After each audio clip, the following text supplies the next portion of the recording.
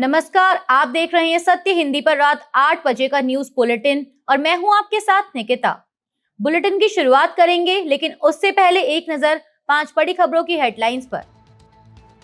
Reservation हटाओ आंदोलन पर सरकार बातचीत को तैयार, आरएचए ने दी जानकारी। सज्जन कुमार को हीरो बताने पर राहुल गांधी के घर के बाहर सिखों का प्रदर्शन। राजस्थान में सीजेपी के साथ विवाद के बीच सरकार ने माना कि 611 स्कूल बिना भवन के चल रहे। एनआईए पहलगाम आतंकी हमले के मामले में हाफिज सईद को कोर्ट का समन भेजेगी। बिहार में सड़क किनारे ऑर्केस्ट्रा देख रहे लोगों को बस ने रौंदा, 5 की मौत। रिजर्वेशन हटाओ आंदोलन यानी आरएचए ने दावा किया है कि सरकार प्रदर्शनकारियों की मांगों पर बातचीत के लिए तैयार हो गई है। संगठन के मुताबिक ये केंद्रीय मंत्री प्रदर्शनकारियों से व्यक्तिगत रूप से मुलाकात करेंगे। हिंदुस्तान टाइम्स की रिपोर्ट के मुताबिक आरएचए ने शुक्रवार को दिल्ली के जंतर मंतर पर विरोध प्रदर्शन का आह्वान किया था, जहां बड़ी भीड़ जुटी और कई प्रदर्शनकारियों को पुलिस ने हिरासत में लिया। आरएचए के इंस्टाग्राम पर करीब 56 लाख फॉलोअर्स हैं। प्रदर्शनकारियों की 5 प्रमुख मांगे हैं। प्रदर्शनकारियों ने जाति आधारित आरक्षण का विरोध करते हुए आर्थिक स्थिति को सरकारी सहायता का आधार बनाने की मांग की है। उनका कहना था कि आर्थिक रूप से कमजोर लोगों को जाति देखे बिना शिक्षा, कोचिंग और अन्य सरकारी सुविधाएं मिलनी चाहिए। इसके साथ ही आरएचए ने कहा है कि याद रखें, आंदोलन अभी खत्म नहीं हुआ है। बता दें कि दिल्ली पुलिस ने जंतर मंतर पर प्रदर्शन की अनुमति नहीं दी थी। पुलिस ने प्रदर्शनकारियों को रोकने के लिए बैरिकेडिंग की और कई लोगों को हिरासत में भी लिया। पुलिस के अनुसार प्रदर्शन के लिए रामलीला मैदान की अनुमति दी गई थी, जहां अधिकतम 500 लोगों को शाम 4 बजे तक प्रदर्शन की इजाजत दी गई थी। इसके बावजूद कई लोग जंतर मंतर पहुंच गए। इस घटना से आरक्षण को लेकर बहस एक बार फिर तेज हो गई है। 1984 के सिख विरोधी दंगों को लेकर दिल्ली में राहुल गांधी के घर के बाहर सिख नेताओं और पीड़ित परिवारों ने प्रदर्शन किया। प्रदर्शन का नेतृत्व दिल्ली सिख गुरुद्वारा प्रबंधन समिति यानी टीएसजीएमसी अध्यक्ष हरमीत सिंह कालका और महासचिव जगदीप सिंह काहलो ने किया। प्रदर्शनकारी कांग्रेस के कुछ नेताओं द्वारा पार्टी के पूर्व नेता सज्जन कुमार को हीरो और रोल मॉडल बताए जाने पर माफी की मांग कर रहे थे। विवाद कांग्रेस सांसद दीपेंद्र सिंह हुड्डा की टिप्पणी के बाद बढ़ा। हुड्डा ने कुमार की मौत को देश के राजनीतिक परिदृश्य के लिए अपूरणीय क्षति बताया था। डीएसटीएमसी ने राहुल गांधी से पूछा कि क्या कांग्रेस इन बयानों का समर्थन करती है। इस बीच पंजाब कांग्रेस ने हुड्डा के बयान से दूरी बना ली। सांसद गुरजीत सिंह औजला ने कहा कि सज्जन कुमार को उनके अपराधों की सजा मिली और कांग्रेस पीड़ितों के साथ खड़ी है।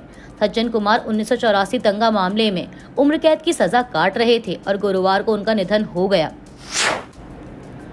कॉकरोच जनता पार्टी यानी सीजेपी के साथ विवाद के बीच राजस्थान सरकार ने विधानसभा में माना है कि राज्य के 611 सरकारी स्कूल बिना भवन के चल रहे हैं। इनमें 10 बालिका विद्यालय भी शामिल हैं। नेता प्रतिपक्ष टीकाराम चूली के सवाल पर सरकार ने यह जानकारी दी। सरकार के मुताबिक अपने भवन वाले 64,484 सरकारी स्कूलों में से 2047 में बच्चों के लिए शौचालय नहीं है। वहीं 1049 स्कूलों में पीने के पानी की सुविधा नहीं है। जयपुर के रामपुरा कुंवरपुरा गांव में सरकारी स्कूल के दौरे को लेकर कॉकरोच जनता पार्टी यानी सीजेपी और ग्रामीणों के बीच विवाद हो गया। शुक्रवार को सीजेपी की टीम स्कूल ठीक करो अभियान के तहत स्कूल की हालत देखने पहुंची थी। स्कूल की इमारत असुरक्षित घोषित होने के बाद यहां पढ़ाई पशु बाड़े में हो रही थी। सीजेपी ने आरोप लगाया कि स्थानीय लोगों और कथित बीजेपी समर्थकों ने टीम के सदस्यों से मारपीट की। वहीं ग्रामीणों ने आरोप लगाया कि टीम बड़ी संख्या में आई और गाँव में डर का माहौल बनाया। पुलिस के मुताबिक दोनों पक्षों की शिकायत पर अलग अलग एफआईआर दर्ज की गई हैं। घटना के कथित वीडियो में बहस और धक्का मुक्की दिखाई दे रही है। सीजेपी ने हमले के आरोपियों की गिरफ्तारी की मांग की। साथ ही सीजेपी संस्थापक अभिजीत दीपके ने हमलावरों की गिरफ्तारी और स्कूल में बाहरी लोगों के प्रवेश व कैमरा प्रतिबंध हटाने की मांग की है। उन्होंने कार्रवाई नहीं होने पर धरने की चेतावनी भी दी है। वहीं आशुतोष रांका ने शिक्षा मंत्री मदन दिलावर के इस्तीफे की मांग की है। पहलगाम आतंकी हमले के मामले में एनआईए की जम्मू स्पेशल कोर्ट पाकिस्तान में मौजूद लश्कर-ए-तैयबा के संस्थापक हाफिज सईद को समन भेजेगी। समन विदेश मंत्रालय के जरिए भेजा जाएगा। कोर्ट पहले ही सईद के खिलाफ गैर जमानती वारंट जारी कर चुकी है। एनआईए ने जुलाई में दाखिल सप्लीमेंट्री चार्जशीट में सईद को हमले की साजिश में आरोपी बनाया है।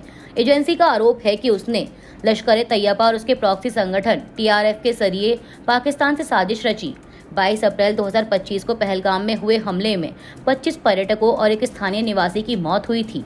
एनआईए का कहना है कि हमले का मकसद सांप्रदायिक तनाव बढ़ाना और कश्मीर के पर्यटन को नुकसान पहुंचाना था। जांच में पाकिस्तानी हैंडलर्स, विदेशी आतंकियों और स्थानीय मदद के नेटवर्क की भी जांच की जा रही है। बिहार के पश्चिमी चंपारण से एक दर्दनाक हादसे की खबर सामने आई है। यहाँ एक बेकाबू बस ऑर्केस्ट्रा देख रहे लोगों की भीड़ में घुस गई। हादसे के बाद मौके पर चीख पुकार और अफरा तफरी मच गई। हादसे में 5 लोगों की मौत और कई लोगों के घायल होने की खबर है। दरअसल छठियार कार्यक्रम में ऑर्केस्ट्रा का आयोजन किया गया था। बड़ी संख्या में लोग हाईवे के किनारे खड़े होकर कार्यक्रम देख रहे थे। इसी दौरान तेज रफ्तार बस अचानक भीड़ में घुस गई। हादसे के बाद मौके पर लोगों में काफी गुस्सा देखने को मिला। पुलिस ने किसी तरह लोगों को समझाकर शांत कराया। फिलहाल पुलिस हादसे के कारणों और बस ड्राइवर की भूमिका की जांच कर रही है। श्री रविशंकर के नेतृत्व वाले आर्ट ऑफ लिविंग फाउंडेशन को यमुना फ्लड पेन मामले में सुप्रीम कोर्ट से बड़ी राहत मिली है। कोर्ट ने 5 करोड़ रुपए का पर्यावरणीय मुआवजा वापस करने का आदेश दिया है। यह राशि आर्ट ऑफ लिविंग से जुड़े व्यक्ति विकास केंद्र ट्रस्ट ने डीडीए के पास जमा कराई थी। मामला मार्च 2016 में हुए वर्ल्ड कल्चर फेस्टिवल से जुड़ा है। यह कार्यक्रम 11 से 13 मार्च तक यमुना किनारे हुआ था। एनजीटी ने 2017 में यमुना फ्लड पेन को नुकसान पहुंचाने के आरोप में 5 करोड़ रुपए का मुआवजा लगाया था। सुप्रीम कोर्ट ने कहा कि कार्यक्रम और यमुना के इकोसिस्टम को हुए नुकसान के बीच प्रत्यक्ष प्रमाण नहीं है। सुप्रीम कोर्ट ने कहा कि कार्यक्रम और यमुना के इकोसिस्टम को हुए नुकसान के बीच प्रत्यक्ष प्रमाण नहीं है। कोर्ट ने डीडीए को भी फ्लड पेन की सुरक्षा में विफल माना।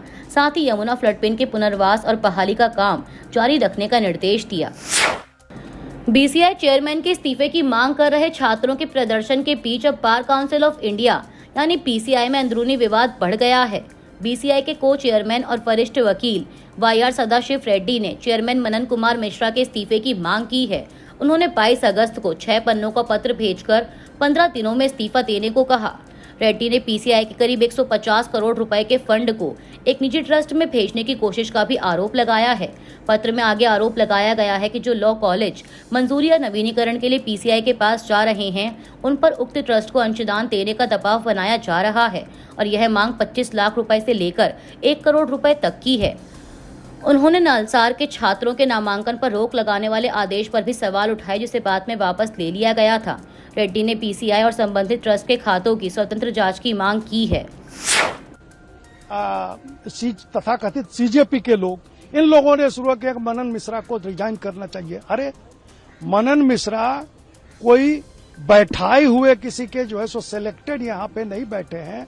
मनन मिश्रा अगर 12-14 साल से बार काउंसिल ऑफ इंडिया के अध्यक्ष हैं तो चुने जाते हैं, 7वीं बार चुने गए हैं और ये चुना हुआ पद है। इसमें भी देश के 25-26 लाख वकील इस चुनाव में डायरेक्टली और इनडायरेक्टली भाग लेते हैं। वो चुनते हैं अपना प्रतिनिधि पहले स्टेट में, और स्टेट के प्रतिनिधि वो चुनते हैं अपने बार काउंसिल ऑफ इंडिया के मेंबर को। सारे बार काउंसिल ऑफ इंडिया के सदस्य अपना अध्यक्ष और उपाध्यक्ष चुनते हैं। तो मनन मिश्रा, ये 10-5 सीजेपी के लोग 10-5 सोशल मीडिया पे ये आलतू फालतू अनाप शनाप बोल देने से मनन मिश्रा जो 25 लाख वकीलों के प्रतिनिधि हैं आपके सामने है, और भी सामने आएगा, पूरे देश से आवाज आएगी। अब इस सोशल मीडिया के प्रेशर में और ये सब अनाप शनाप, कल 15 लड़के यहाँ आके बैठ गए रात में कि रिजाइन करो। मजाक है साहब। बार काउंसिल ऑफ इंडिया का ताला तोड़ दिया, अंदर घुस गए और क्या तो मनन मिश्रा रिजाइन करो। फिर जो भी हुआ, कुछ और वकील आए और उनको मारपीट के भगा दिया यहाँ से। ये सीजेपी के लोग थे, उनको मारपीट के भगा दिया। ये सीजेपी वालों पर ये जूते लात अब चल रहे हैं, आज भी आपने सुना होगा। तो ये वकीलों में न पड़े। वकील काकरोच नहीं हो सकता है। ये जो लीगल काकरोच का नाम दे रहा है सीजेपी, ये बहुत शर्म की बात है। ये वकील बर्दाश्त नहीं करेगा। जुआ अधिवक्ता हमारे देश का बर्दाश्त नहीं करेगा। वकील काकरोच नहीं है। ये वकील एक इंटेलेक्चुअल, समाज का सम्मानित वर्ग है। बीजेपी ने वंदे मातरम को लेकर कांग्रेस के फैसले के खिलाफ मोर्चा खोल दिया है। शनिवार को बीजेपी ने कांग्रेस वर्किंग कमेटी के उस फैसले की आलोचना करते हुए प्रस्ताव पास किया जिसमें कांग्रेस के कार्यक्रमों में सिर्फ शुरुआती 2 पद गाने की बात कही गई थी। बीजेपी अध्यक्ष नितिन नपीन ने एक्स पर एक पोस्ट कर इसकी जानकारी दी। प्रस्ताव में बीजेपी ने कहा कि वंदे मातरम की संवैधानिक और वैधानिक स्थिति को बनाए रखा जाना चाहिए। पार्टी ने दावा किया कि संविधान सभा की 1950 की घोषणा और 2026 में संसद द्वारा किए गए संशोधन ने राष्ट्रीय गीत को कानूनी संरक्षण दिया है। बीजेपी ने कांग्रेस पर सांप्रदायिक दबाव, राजनीतिक तुष्टीकरण और वोट बैंक की राजनीति के आगे झुकने का आरोप लगाया। पार्टी ने कहा कि कांग्रेस कार्य समिति का कोई प्रस्ताव देश के संवैधानिक संस्थाओं या संसद द्वारा बनाए गए कानून से ऊपर नहीं हो सकता। प्रस्ताव में बीजेपी ने वंदे मातरम को लेकर 1937 में हुए विवाद के ऐतिहासिक और राजनीतिक संदर्भ को भी लोगों के सामने रखने की बात कही। पार्टी ने मुस्लिम लीग की आपत्तियों और उसके बाद की सांप्रदायिक और अलगाववादी राजनीति का भी जिक्र किया। बीजेपी ने दावा किया कि महात्मा गांधी ने वंदे मातरम को साम्राज्यवाद विरोधी नारा और शुद्धतम राष्ट्रीय भावना से जुड़ा बताया था। अभी के लिए इस बुलेटिन में सिर्फ इतना ही। देश दुनिया की तमाम बड़ी खबरें देखने के लिए जुड़े रहिए सत्य हिंदी के साथ। नमस्कार।